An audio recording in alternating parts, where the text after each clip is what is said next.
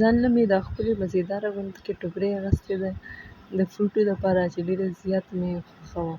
نو سوچ مې وکړ ویل راشه چې د ټولو لومړی خو پکې د فروټو دا باچا کېدمه. د فروټو باچا خو امید دی چې ټول به یې پېژني.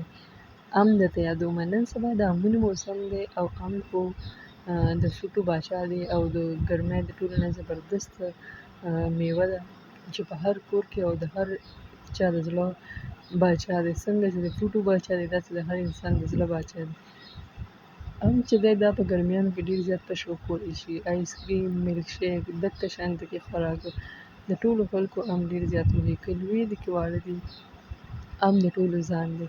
نو نن مې سوچ وکړ ویم راسه چې د خپلو کتونکو سره د ام یو وړه شانته کې ښکلې ویډیو شیر کړم. ویډیو دا ده چې په دې کې به تاسو ته نن څه ښیم د ام د کټ کولو دوه جدا جدا طریقې. هسې خو ام زیاتره خلک د میلک شیک یوز کوي خو بیا هم ځینې خلک داسې شته چې هغوی یې میلک شیک نه بلکې کټې کې او دقه شانته کې وخوري. نو مایله شه چې تاسو سره هم زه شیر کړم ویډیو چې ام به څنګه په جدا جدا طریقو تاسو کټ کوئ او ما ته په اخره کې کمنټ ضرور کوئ او وایئ به چې آیا ستاسو دا نننۍ ویډیو خوښه شوه او که خوښه مو نه شوه. ډېره زبردسته ښکلې اسانه طریقه درته ښیمه او تاسو به راته هم کمنټ کې وایئ چې تاسو ام څنګه کټ کوئ او څنګه یې خورئ.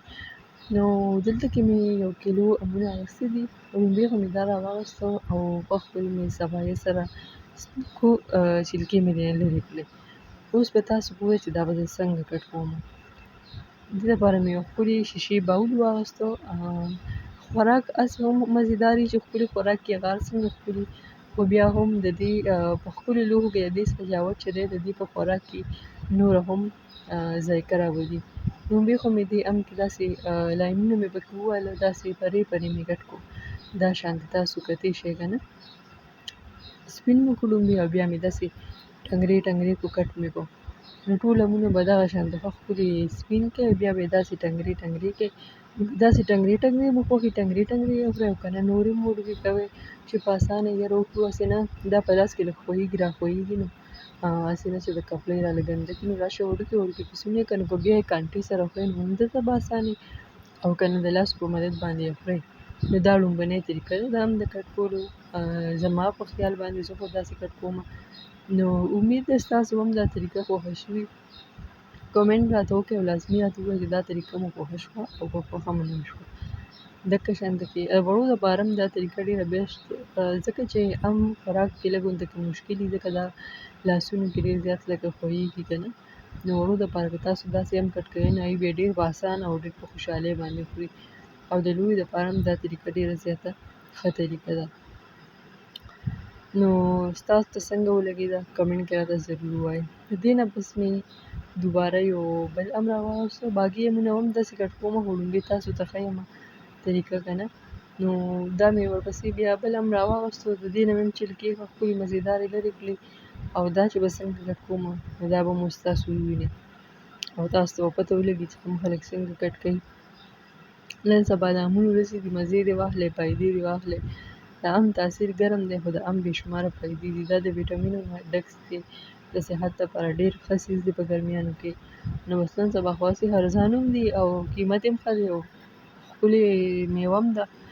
نو بس ښه بھرپوره فایده دې واخلئ. د دې آیس کریم هم ډېر ښکلي جوړېږي او ډېر په اسانه جوړېږي. انشاءالله ویډیو به سره شیر کوم او دغه شانته میلک شیک خو هر چا ته پته ده چې ډېر زبردست وي. نو بس ښه بھرپوره فایده دې واخلئ. دویم مې دا تاسو اوس لیدی شئ په دویمه طریقه دا ده چې بس ام مې سپین کړو او داسې مې پیسونو کې کټ کړو ټنګرې ټنګرې مې کړو. د پښتو په ژبه کې خو دې ته هم ټنګرې وایي چې ټنګرې به یې کړئ ښه ښکلې دقه شانتې او بس وړوکې کول دې حاجت نشته. دغه شان ټنګرې ټنګرې به ښه ښکلې کېږدئ که مېلمنو ته یې ږدئ او که نه پخپله یې خورئ او په دې طریقه باندې یې کټ کړئ. څنګه تاسو دا ویډیو خوښه شوه که نه. که خوښه شوې وي نو سپنا دیسی رسوي چینل به سبسکرایب کړئ ورسره چې کومه د بیل دا ګنټۍ لګېدلې ده دا به مو وښایي چې زموږ ټولې ویډیوګانې ټول لنډې تاسو ته راځي. زموږ په چینل باندې ډېرې ښکلې ښکلې ویډیوګانې موجود دي د کلي د ماحول او د کلي د ښکانو. که کتل غواړئ نو ضرور چینل وزټ کړئ. ستاسو د کتو شکریه.